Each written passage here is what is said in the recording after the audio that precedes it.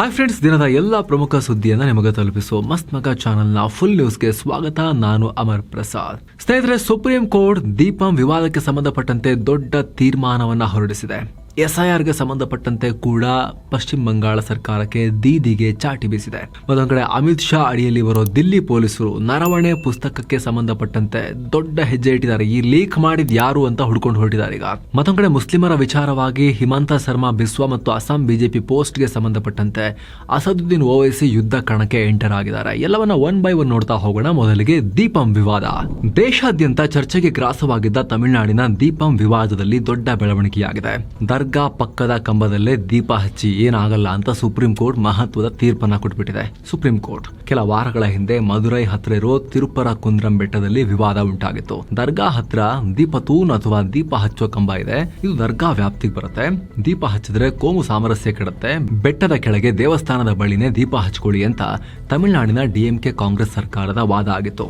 ಅಧಿಕಾರಿಗಳು ಬಿಡ್ತಾನೂ ಇರಲಿಲ್ಲ ಹಚ್ಚಕ್ಕೆ. ಇದನ್ನ ವಿರೋಧಿಸಿ ಹಿಂದೂ ಪರ ಸಂಘಟನೆಗಳು ಕೋರ್ಟ್ಗೆ ಅರ್ಜಿ ಹಾಕಿದ್ರು. ಮದ್ರಾಸ್ ಹೈಕೋರ್ಟ್ ದೀಪ ಹಚ್ಚೋದ್ರ ಪರವಾಗಿ ತೀರ್ಪು ಕೊಡುವಾಗ ದೀಪವನ್ನ ದೀಪದ ಕಂಬದಲ್ಲೇ ಹಚ್ಚಿ ಇದರಲ್ಲಿ ವಿವಾದ ಏನಿದೆ ಅಂತ ಆದೇಶ ಕೊಟ್ಟಿತ್ತು. ದೊಡ್ಡ ಸಂಘರ್ಷ ಉಂಟಾಗಿತ್ತು. ಇದರಿಂದ ಪಾರ್ಲಿಮೆಂಟ್ ತನಕ ಕೂಡ ಹೋಗಿತ್ತು. ಕಾಂಗ್ರೆಸ್, DMK ಮತ್ತು INDIA ಕೂಟದವರು ಸೇರಿ ಈ ತೀರ್ಪು ಕೊಟ್ಟ ಜಡ್ಜ್ ಅನ್ನ ಪದಚ್ಯುತಗೊಳಿಸಬೇಕು ಅಂತ ಹೇಳಿ ರಿಕ್ವೆಸ್ಟ್ ಕೊಟ್ರು. ಅವ್ರನ್ನ ಕೆಳಗಿಳಿಸೋಕೆ ಮೂವ್ ಮಾಡಿದ್ರು. ಸೈನ್ ಹಾಕಿ ಪತ್ರ ಬರೆದವರಲ್ಲಿ ಪ್ರಿಯಾಂಕಾ ಗಾಂಧಿ ವಾದ್ರಾ ಕೂಡ ಇದ್ರು. ಅಲ್ಲದೆ ತಮಿಳುನಾಡಿನ ವಿಧಾನಸಭೆಯಲ್ಲಿ ಈ ಆದೇಶದ ವಿರುದ್ಧ ನಿರ್ಣಯ ಕೂಡ ಮಂಡಿಸಿದ್ರು. ಇದರ ವಿರುದ್ಧ DMK ಕಾಂಗ್ರೆಸ್ ವಿರುದ್ಧ ಬಿಜೆಪಿ ತೀವ್ರ ಪ್ರತಿಭಟನೆ ಮಾಡಿತ್ತು. ದೀಪ ಹಚ್ಚಬೇಕು ಅನ್ನೋದು ಬಿಜೆಪಿ ವಾದ ಆಗಿತ್ತು. ಇನ್ನೊಂದು ಕಡೆ ಕಾನೂನು ಸುವ್ಯವಸ್ಥೆ ಮತ್ತು ಕೋಮು ಸಾಮರಸ್ಯದ ಕಾರಣ ಕೊಟ್ಟು ದರ್ಗಾದ ಭಕ್ತ ಇಮಾಮ್ ಹುಸೇನ್ ಅನ್ನೋರು ಸುಪ್ರೀಂ ಕೋರ್ಟ್ ಮೆಟ್ಟಿಲೇರಿದ್ರು. ತಡೀರಿ, ಯಾವುದೇ ಕಾರಣಕ್ಕೂ ದರ್ಗಾ ಪಕ್ಕದಲ್ಲಿ ದೀಪ ಹಚ್ಚೋಕೆ ಬಿಡಬೇಡಿ ಅಂತ ಕೇಳ್ಕೊಂಡ್ರು. ಇದರ ವಿಚಾರಣೆ ನಡೆಸಿದ ಸುಪ್ರೀಂ ಕೋರ್ಟ್ ಇಮಾಮ್ ಅರ್ಜಿಯನ್ನ ವಜಾ ಮಾಡಿದೆ.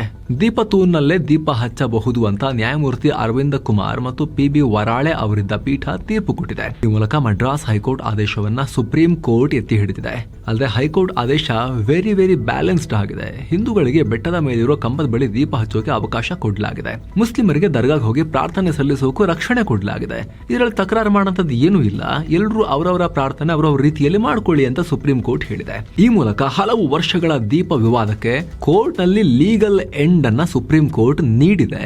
ಆದ್ರೆ ಪಾಲಿಟಿಕ್ಸ್ ಇವಾಗ ಶುರುವಾಗುತ್ತೆ ತಮಿಳುನಾಡಿನಲ್ಲಿ. ಈ ವಿಚಾರಕ್ಕೆ ಸಂಬಂಧಪಟ್ಟಂತೆ ಎಲೆಕ್ಷನ್ ಬೇರೆ ತುಂಬಾ ಹತ್ರದಲ್ಲಿದೆ. ಇನ್ನು 2 ತಿಂಗಳಲ್ಲಿ ಎಲೆಕ್ಷನ್ ಇದೆ ತಮಿಳುನಾಡಿನಲ್ಲಿ.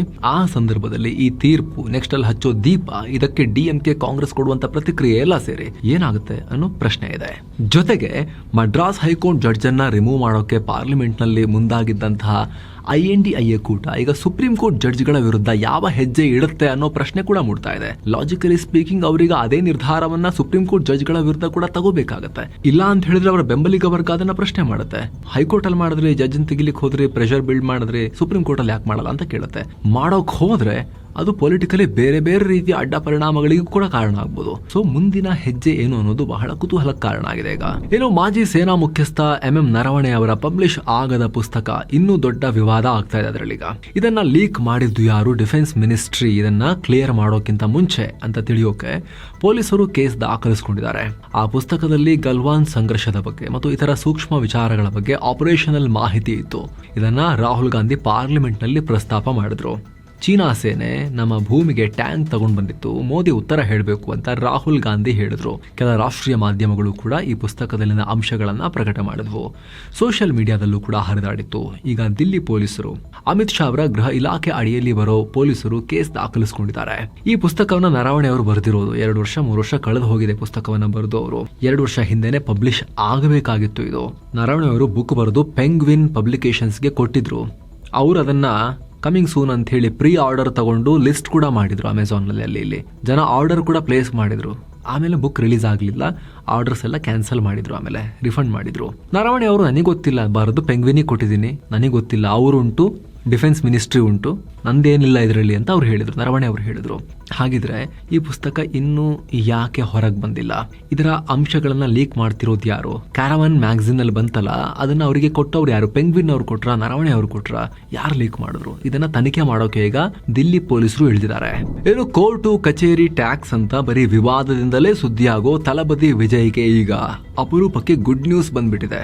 ಜನನಾಯಕನ್ ಸಿನಿಮಾಗೆ ರಿಲೀಸ್ ಆಗೋ ಸಂದರ್ಭ ಬರ್ತಾ ಇದೆ. ಸೆನ್ಸಾರ್ ಬೋರ್ಡ್ ಸಿನಿಮಾವನ್ನ ರಿವೈಸಿಂಗ್ ಕಮಿಟಿಗೆ ಕಳಿಸಿದೆ. ಮತ್ತೆ ಚೆಕ್ ಮಾಡಿ ಹೇಳ್ತೀವಿ ಅಂತ ವಾಪಸ್ ತಗೊಂಡು ಹೋಗಿದ್ದಾರೆ. ಈ ಮೂಲಕ ತಿಂಗಳುಗಳಿಂದ ನಡೀತಾ ಇರೋ ಕಾನೂನು ಸಮರಕ್ಕೆ ಕಡೆಗೂ ಒಂದು ಎಂಡ್ ಸಿಗೋ ಲಕ್ಷಣ ಇದೆ. ಯಾಕಂದ್ರೆ ಕೆಲ ವಾರಗಳಿಂದ ಈ ಕುರಿತು ಬಹಳ ಕಲಹ ನಡೀತಾ ಇತ್ತು. ಡಿಸೆಂಬರ್ ನಲ್ಲೇ ಎಕ್ಸಾಮಿನಿಂಗ್ ಕಮಿಟಿ ಸಿನಿಮಾ ನೋಡಿ UA ಸರ್ಟಿಫಿಕೇಟ್ ಕೊಡೋಕೆ ಒಪ್ಪಿತ್ತು. ಆದ್ರೆ ಕಮಿಟಿಯಲ್ಲಿದ್ದ ಒಬ್ರು ಮೆಂಬರ್ ಕಡೆ ಗಳಿಗೆಯಲ್ಲಿ ತಕರಾರು ತೆಗೆದ್ರು. ಸೇನೆಗೆ ಸಂಬಂಧಪಟ್ಟ ದೃಶ್ಯಗಳಿವೆ ಸಿನಿಮಾದಲ್ಲಿ. ಆದ್ರೆ ಸಿನಿಮಾ ನೋಡಿದ ಕಮಿಟಿಯಲ್ಲಿ ಯಾವುದೇ ಸೇನಾ ತಜ್ಞರೇ ಇರಲಿಲ್ಲ.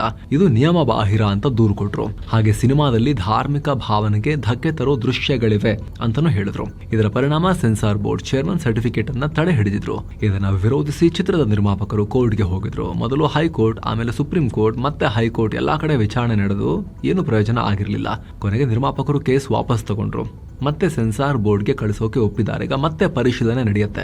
ಒಪ್ಪಿಗೆ ಬಂದ ಮೇಲೆ ಸಿನಿಮಾ ರಿಲೀಸ್ ಆಗುತ್ತೆ. ಆದ್ರೆ ಯಾವಾಗ ಅನ್ನೋದು ಗೊತ್ತಿಲ್ಲ, ಸ್ಪಷ್ಟ ಇಲ್ಲ. ಸೆನ್ಸಾರ್ ಬೋರ್ಡ್ ಇನ್ಯಾವ್ಯಾವ ತರ ಕೊಕ್ಕೆ ಹಾಕುತ್ತೆ ಅಂತ ಹೇಳಿ. ಇನ್ನು ಅಸ್ಸಾಂ ಸಿಎಂ ಹಿಮಂತ ಬಿಸ್ವಾ ಸರ್ಮಾ ಮತ್ತು AIMIM ಮುಖ್ಯಸ್ಥ ಅಸಾದುದ್ದೀನ್ ಓವೈಸಿ ನಡುವೆ ದೊಡ್ಡ ವಾರ್ ಶುರುವಾಗಿದೆ. ಸರ್ಮಾ ವಿರುದ್ಧ ಕ್ರಿಮಿನಲ್ ಕೇಸ್ ಹಾಕಬೇಕು ಅಂತ ಓವೈಸಿ ಹೈದರಾಬಾದ್ ಪೊಲೀಸ್ ಸ್ಟೇಷನ್ ನಲ್ಲಿ ದೂರು ಕೊಟ್ಟಿದ್ದಾರೆ. ಇತ್ತೀಚೆಗೆ ಅಸ್ಸಾಂ ಬಿಜೆಪಿ ಘಟಕ ವಿವಾದಿತ ಪೋಸ್ಟ್ ಹಾಕಿತ್ತು. ಅದರಲ್ಲಿ ಹಿಮಂತ ಬಿಸ್ವಾ ಸರ್ಮಾ ಮುಸ್ಲಿಮರನ್ನ ಟಾರ್ಗೆಟ್ ಮಾಡಿ ಗುಂಡು ಹೊಡೆಯೋ ತರ ತೋರಿಸಲಾಗಿತ್ತು. ಭಾರಿ ವಿವಾದ ಆದ್ಮೇಲೆ ಆ ವಿಡಿಯೋವನ್ನ ಡಿಲೀಟ್ ಮಾಡಲಾಗಿತ್ತು. ಈಗ ಓವೈಸಿ ಆ ವಿಡಿಯೋಗೆ ಸಂಬಂಧಪಟ್ಟಂತೆ ಅಸ್ಸಾಂ ಸಿಎಂ ವಿರುದ್ಧ ಕ್ರಿಮಿನಲ್ ಕೇಸ್ ಹಾಕಬೇಕು. ಜನಾಂಗೀಯ ದ್ವೇಷ ಅನ್ನೋದು ಇವರಿಗೆ ರೂಢಿಯಾಗಿದೆ. ಸಮಾಜದಲ್ಲಿ ಬೆಂಕಿ ಇಡ್ತಾ ಇದ್ದಾರೆ. ಮುಸ್ಲಿಮರನ್ನ ಟಾರ್ಗೆಟ್ ಮಾಡಿ ಹಿಮಂತ ಪದೇ ಪದೇ ಹೇಳಿಕೆ ಕೊಡ್ತಾರೆ ಅಂತ ದೂರು ಕೊಟ್ಟಿದ್ದಾರೆ. ಇತ್ತ ಕಾಂಗ್ರೆಸ್ ನಾಯಕ ಗೌರವ್ ಗೊಗೊಯ್ ಕೂಡ ಅಸ್ಸಾಂ ಸಿಎಂ ಮುಸ್ಲಿಮರ ಮೇಲೆ ದಾಳಿಗೆ ಪ್ರಚೋದನೆ ಕೊಡ್ತಾ ಇದ್ದಾರೆ. ಅವ್ರ ಮೇಲೆ ಕಂಪ್ಲೇಂಟ್ ಆಗಬೇಕು ಅಂತ ಆಗ್ರಹ ಮಾಡಿದ್ದಾರೆ. ಅತ್ಯಂತ ಕ್ರೂಡ್ ಆದ ಬಿಹೇವಿಯರ್ ಅನ್ನ ಒಂದು ರೀತಿ ಒಬ್ಬ ರಾಜಕಾರಣಿಗೆ, ಒಬ್ಬ ಸಿಎಂಗೆ ಶೋಭೆ ತರದ ರೀತಿಯಲ್ಲಿ ಆಕ್ಚುಲಿ ಇವರು ಪೋಸ್ಟ್ ಮಾಡಿದ್ರು. ಯಾರು? ಅಸ್ಸಾಂ ಬಿಜೆಪಿ ಘಟಕದವರು. ಅದರಲ್ಲಿ ರಾಜ್ಯದ ಮುಖ್ಯಮಂತ್ರಿ ಶೂಟ್ ಮಾಡೋ ತರ ಟಾರ್ಗೆಟ್ ನಲ್ಲಿ ಮುಸ್ಲಿಮರಿರೋ ತರ ತೋರಿಸಿದ್ರು. ಪಾಯಿಂಟ್ ಬ್ಲಾಂಕ್ ಅಂತ ಕೂಡ ಬರೆದಿದ್ರು. ಪಾಯಿಂಟ್ ಬ್ಲಾಂಕ್ ಅಂದ್ರೆ ತಲೆಗೆ ಹತ್ತಿರದಲ್ಲಿಟ್ಟು ಫೈರ್ ಮಾಡೋದು, ಗುಂಡು ಹಾರಿಸೋದನ್ನ ಹಂಗೆ ಹೇಳ್ತಾರೆ. ಆ ರೀತಿಯೆಲ್ಲ ಕ್ಯಾಪ್ಷನ್ ಕೊಟ್ಟು ಹಾಕಿದ್ರು. ಇದು ಶೋಭೆ ತರೋದಿಲ್ಲ, ಒಂದು ರಾಷ್ಟ್ರೀಯ ಪಕ್ಷಕ್ಕೆ ಶೋಭೆ ತರೋದಿಲ್ಲ. ಬಿಜೆಪಿ ಹೈಕಮಾಂಡ್ ಇದಕ್ಕೆ ಸಂಬಂಧಪಟ್ಟಂತೆ ಎಲ್ಲರೂ ಕಾಯ್ತಿದ್ದಾರೆ. ಇದಕ್ಕೆ ಸಂಬಂಧಪಟ್ಟಂತೆ ಒಂದು ಕ್ಲಾರಿಫಿಕೇಶನ್ ಕೊಡ್ತಾರೆ, ಕಂಡೆಮ್ನೇಷನ್ ಬರುತ್ತಾ ಅಂತ ಹೇಳಿ. ಈ ವಿಡಿಯೋ ರೆಕಾರ್ಡ್ ಆಗೋ ತನಕ ಬಂದಿರಲಿಲ್ಲ ಕಂಡೆಮ್ನೇಷನ್. ಏನೋ ರಾಜ್ಯ ಕಾಂಗ್ರೆಸ್ ಸರ್ಕಾರ ಹೊಸ ವಿವಾದ ಮೈಮೇಲ್ ಹಾಕೊಂಡಿದೆ. 2013ರಿಂದ 2019ರವರೆಗೆ ಅಲ್ಪಸಂಖ್ಯಾತರ ನಿಗಮದಿಂದ ಕೊಟ್ಟಿದ್ದ ಸಾಲಕ್ಕೆ ಈಗ ಬಡ್ಡಿ ಮನ್ನಾ ಭಾಗ್ಯ ಕಲ್ಪಿಸಿದೆ. ಅಸಲು ಕಟ್ಟಿದ್ರೆ ಸಾಕು ಅಂತ ಒನ್ ಟೈಮ್ ಸೆಟಲ್ಮೆಂಟ್ ಘೋಷಿಸಿದೆ. ಹಾಗೆ ನೋಡಿದ್ರೆ 981 ಕೋಟಿ ರೂಪಾಯಿ ಸಾಲದಲ್ಲಿ ವಾಪಸ್ ಬಂದಿರೋದು ಬರೀ 98 ಕೋಟಿ ರೂಪಾಯಿ ಮಾತ್ರ. ಬಾಕಿ 714 ಕೋಟಿ ರೂಪಾಯಿ ಇದೆ. ಸೊ ಇದನ್ನ ವಾಪಸ್ ತಗೊಳ್ಳೋಕೆ ಅಂತ ಸುಮಾರು 14 ಕೋಟಿ ರೂಪಾಯಿ ಬಡ್ಡಿ ಬಿಟ್ಕೊಡೋದಾಗಿ ಹೇಳಿದೆ. ಇದಕ್ಕೆ ವಿಪಕ್ಷಗಳು ಆಕ್ರೋಶ ಹೊರ ಹಾಕಿದ್ದಾರೆ. ಯಾಕೆ ಅಲ್ಪಸಂಖ್ಯಾತರಿಗೆ ಮಾತ್ರ ಈ ಆಫರ್? ಯಾಕೆ SC ST ಹಿಂದುಳಿದವರಿಗೆ ಇಲ್ವಾ? ವೋಟ್ ಬ್ಯಾಂಕ್ ಪಾಲಿಟಿಕ್ಸ್ ಎಷ್ಟು ಮಾಡ್ತೀರಾ ಅಂತ ಬಿಜೆಪಿ ನಾಯಕ CT ರವಿ ಪ್ರಶ್ನೆ ಮಾಡಿದ್ದಾರೆ. ಏನೋ ಸೋಷಿಯಲ್ ಮೀಡಿಯಾ ಪೋಸ್ಟ್ ಗಳ ವಿಚಾರವಾಗಿ ಪೊಲೀಸ್ ಇಲಾಖೆ ಹೊಸ ಗೈಡ್ ಲೈನ್ಸ್ ಜಾರಿ ಮಾಡಿದೆ. ಸೋಷಿಯಲ್ ಮೀಡಿಯಾ ಪೋಸ್ಟ್ ಗಳ ವಿರುದ್ಧ ಪೊಲೀಸರು ಏಕಾಏಕಿ FIR ಹಾಕೋ ಹಾಗಿಲ್ಲ ಅಂತ ಹೇಳಿದೆ. ಮೊದಲಿಗೆ ಪ್ರಾಥಮಿಕ ತನಿಖೆ ಮಾಡಬೇಕು. ಅದರಲ್ಲಿ ಉಲ್ಲೇಖಿಸಲಾದ ವಿಚಾರ ಮೇಲ್ನೋಟಕ್ಕೆ ಅಪರಾಧ ಅನ್ನೋದು ಕನ್ಫರ್ಮ್ ಮಾಡೋಕೆ ವಿಚಾರಣೆ ಕಡ್ಡಾಯ ಮಾಡಬೇಕು. ಹಿಂಸಾಚಾರಕ್ಕೆ ಪ್ರಚೋದನೆ ಕೊಟ್ಟಿದ್ರೆ ಮಾತ್ರ ಕೇಸ್, ದ್ವೇಷ ಬಿತ್ತೋದು, ಸಾರ್ವಜನಿಕ ಸುವ್ಯವಸ್ಥೆಗೆ ಭಂಗ ತರೋದು, ದೇಶದ್ರೋಹದ ಆರೋಪಗಳಿದ್ರೆ ಮಾತ್ರ ಕೇಸ್ ಹಾಕಬೇಕು ಅಂತ ಹೇಳಿದೆ. ಹಾಗೆ ಸಂವಿಧಾನದಲ್ಲಿರೋ ವಾಕ್ ಸ್ವಾತಂತ್ರ್ಯವನ್ನ ಗೌರವಿಸಬೇಕು. ಪೋಸ್ಟ್ ನಿಂದ ಸಾರ್ವಜನಿಕ ಶಾಂತಿಗೆ ತಕ್ಷಣ ಅಪಾಯ ಇದ್ರೆ ಮಾತ್ರ ಕಾನೂನು ಕ್ರಮ ತಗೋಬೇಕು. ಸುಪ್ರೀಂ ಕೋರ್ಟ್ನ ಅರ್ನೇಶ್ ಕುಮಾರ್ ಪ್ರಕರಣದ ಮಾರ್ಗಸೂಚಿಯಂತೆ ಅನಗತ್ಯವಾಗಿ ಅಥವಾ ಯಾಂತ್ರಿಕವಾಗಿ ಯಾರನ್ನೂ ಬಂಧಿಸಬಾರದು. ರಾಜಕೀಯ ಪೋಸ್ಟ್ಗಳು ಅಥವಾ ಸೂಕ್ಷ್ಮ ವಿಚಾರಗಳಿಗೆ ಸಂಬಂಧಪಟ್ಟಂತೆ FIR ದಾಖಲಿಸುವ ಮುನ್ನ ಸರ್ಕಾರಿ ಅಭಿಯೋಜಕರಿಂದ ಕಾನೂನು ಸಲಹೆ ಪಡೆಯುವುದು ಕಡ್ಡಾಯ ಅನ್ನೋ ಸೂಚನೆ ಕೊಡಲಾಗಿದೆ. ಇನ್ನು ಬೆಂಗಳೂರಿನ ಕೆಂಪೇಗೌಡ ಏರ್ಪೋರ್ಟ್ ನಲ್ಲಿ ಮತ್ತೆ ಭದ್ರತಾ ಲೋಪ ಆಗಿದೆ. ಕೆಲ ದಿನಗಳ ಹಿಂದೆ ರನ್ವೇನಲ್ಲಿ ನಾಯಿಗಳು ಓಡಾಡಿ ವಿಮಾನದ ಹತ್ರ ಎಲ್ಲ ಹೋಗಿ ಆಮೇಲೆ ಹಂಗೆ ವಾಪಸ್ ಬಂದಿದೆ. ಸದ್ಯಕ್ಕೆ ಈಗ ಅದೇ ರನ್ವೇಗೆ ಬೃಹತ್ ಗಾತ್ರದ ಬಲೂನ್ ಹಾರ್ ಬಂದಿದೆ. ಪ್ರೈವೇಟ್ ಕಂಪನಿಯೊಂದು ಹಾರಿಸಿದ ಬಲೂನ್ ಸೀದಾ ಇಲ್ಲಿಗೆ ಬಂದ್ಬಿಟ್ಟಿದೆ. ಸದ್ಯಕ್ಕೆ BCD ಗ್ರೂಪ್ ಮೇಲೆ ಕೇಸ್ ಕೂಡ ದಾಖಲಾಗಿದೆ.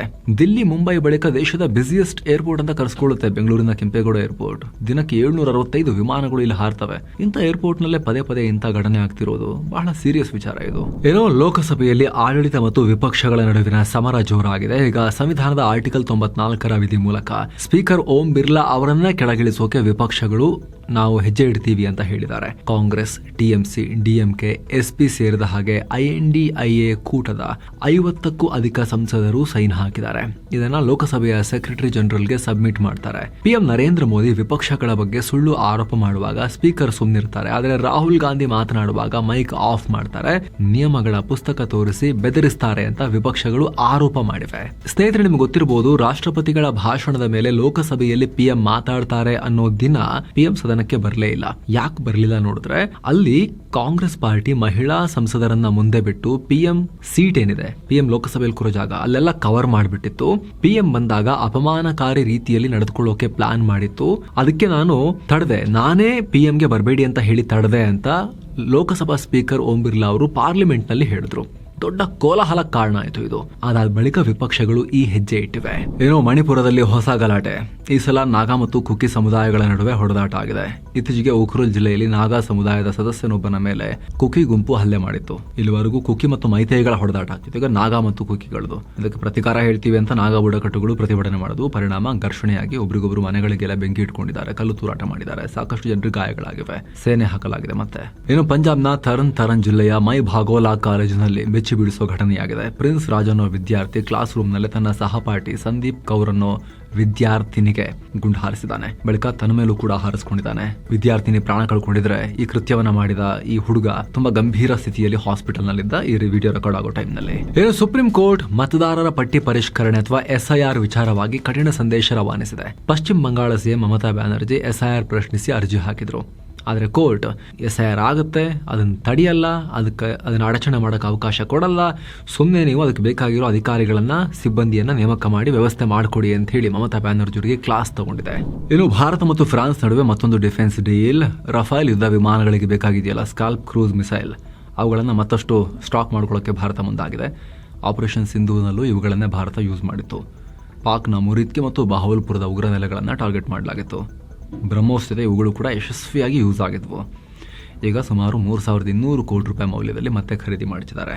ಹೆಚ್ಚು ಕಮ್ಮಿ 400 ಮಿಸೈಲ್ಸ್ ಖರೀದಿ ಮಾಡ್ತಿದ್ದಾರೆ. ಇದು ಡೀಪ್ ಸ್ಟ್ರೈಕ್ ಕ್ಷಿಪಣಿ 450 kg ತೂಕದ ಸ್ಫೋಟಕವನ್ನು ಕ್ಯಾರಿ ಮಾಡುತ್ತೆ. ಬ್ರಹ್ಮೋಸ್ಗಿಂತಲೂ 2 ಪಟ್ಟು ಹೆಚ್ಚು ತೂಕದ ಸ್ಫೋಟಕವನ್ನು ಹೊತ್ಕೊಂಡು ಹೋಗುತ್ತೆ. ಗಂಟೆಗೆ 1,000 ಕಿಲೋಮೀಟರ್ ವೇಗದಲ್ಲಿ ನುಗ್ಗುತ್ತೆ. 550 ಕಿಲೋಮೀಟರ್ ರೇಂಜ್ ಹೊಂದಿದೆ. ಶತ್ರುಗಳ ಬಂಕರ್, ಕಮಾಂಡ್ ಸೆಂಟರ್, ಉಗ್ರ ನೆಲೆಗಳು ಯಾವುದನ್ನು ಕೂಡ ಬಿಡಲ್ಲ. ಸ್ವಲ್ಪ ಆಳದಲ್ಲಿದ್ದರೂ ಕರ್ಕೊಂಡು ಹೋಗಿ ಡಮ್ ಅನಿಸುತ್ತೆ. ಇದಕ್ಕೆ ಸ್ಟೆಲ್ತ್ ಕೇಪಬಿಲಿಟೀಸ್ ಕೂಡ ಇವೆ. ಶತ್ರುಗಳ ರೆಡಾರ್ ಕಣ್ಣಿಗೆ ಕಾಣಲ್ಲ. ಶೀಘ್ರದಲ್ಲಿ ಫ್ರಾನ್ಸ್ ಅಧ್ಯಕ್ಷ ಮ್ಯಾಕ್ರಾನ್ ಭಾರತಕ್ಕೆ ಬರ್ತಾ ಇದ್ದಾರೆ. ಆಗ ಡೀಲ್ಗೆ ಸೈನ್ ಬೀಳೋ ಲೆಕ್ಕಾಚಾರ ಇದೆ. ಇನ್ನು ಭಾರತ ಮತ್ತು ನೇಪಾಳ ನಡುವಿನ ಸೇನಾ ಸಹಕಾರ ಹೆಚ್ಚಾಗ್ತಿದೆ. ಈಗ ಭಾರತೀಯ ಸೇನೆ ನೇಪಾಳದ ಸೇನೆಗೆ 50 ಮಿಲಿಟರಿ ಯುಟಿಲಿಟಿ ವೆಹಿಕಲ್ಸ್ ಕೊಟ್ಟಿದೆ. ಇಂಡಿಯಾ ನೇಪಾಳ ಬಾರ್ಡರ್ನಲ್ಲಿ ವಾಹನಗಳ ಹಸ್ತಾಂತರ ನಡೆದಿದ್ದು, ಇದರಿಂದ 2 ಸೇನೆಗಳ ನಡುವಿನ ಸಹಕಾರ ಮತ್ತು ನೇಪಾಳ ಸೇನೆಯ ಕೆಪಾಸಿಟಿ ಇನ್ನಷ್ಟು ಹೆಚ್ಚಾಗುತ್ತೆ ಅಂತ ಸೇನೆ ಹೇಳಿದೆ. ಇವರು ಜೈಲು ಶಿಕ್ಷೆ ಅನುಭವಿಸ್ತಾ ಇರೋ ಸಾಮಾಜಿಕ ಕಾರ್ಯಕರ್ತ ಸೋನಂ ವಾಂಗ್ಚುಕ್ ವಿಚಾರವಾಗಿ ಸುಪ್ರೀಂ ಕೋರ್ಟ್ ಮಹತ್ವದ ಹೇಳಿಕೆ ಕೊಟ್ಟಿದೆ.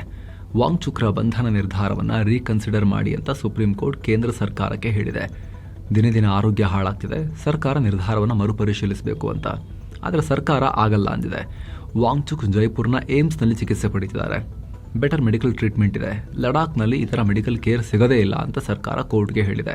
ನಿಮ್ಗೆ ಗೊತ್ತಿರೋ ಹಾಗೆ ಲಡಾಖ್ಗೆ ರಾಜ್ಯ ಸ್ಥಾನಮಾನ ಕೊಡಬೇಕು, 6ನೇ ಶೆಡ್ಯೂಲ್ ಸ್ಥಾನಮಾನ ಕೊಡಬೇಕು ಅಂತ ವಾಂಗ್ಚುಕ್ ಪ್ರತಿಭಟನೆ ಮಾಡ್ತಿರೋದು. ಇವರು ಹಿಂಸಾಚಾರ ಕುಮ್ಮ ಕೊಡ್ತಾ ಇದ್ದಾರೆ, ದಂಗೆ ಕರೆ ಕೊಡ್ತಾ ಇದ್ದಾರೆ ಅಂತ ಹೇಳಿ ಕೇಂದ್ರ ಸರ್ಕಾರ ಇವ್ರನ್ನ ಅರೆಸ್ಟ್ ಮಾಡಿಟ್ಟಿದೆ. ಇನ್ನು ಭಾರತ ಪೂರ್ವ ಆಫ್ರಿಕನ್ ರಾಷ್ಟ್ರ ಸೆಷಲ್ಸ್ಗೆ ಹಣ ಸಹಾಯ ಮಾಡಿದೆ. $175 ಮಿಲಿಯನ್ ಅಥವಾ 1,587 ಕೋಟಿ ರೂಪಾಯಿ ಪ್ಯಾಕೇಜ್ ಘೋಷಿಸಿದೆ. ಸೆಷಲ್ಸ್ ಅಧ್ಯಕ್ಷ ಪ್ಯಾಟ್ರಿಕ್ ಹಾರ್ಮಿನಿ ಭಾರತಕ್ಕೆ ಭೇಟಿ ಕೊಟ್ಟಾಗ ಈ ಘೋಷಣೆಯಾಗಿದೆ.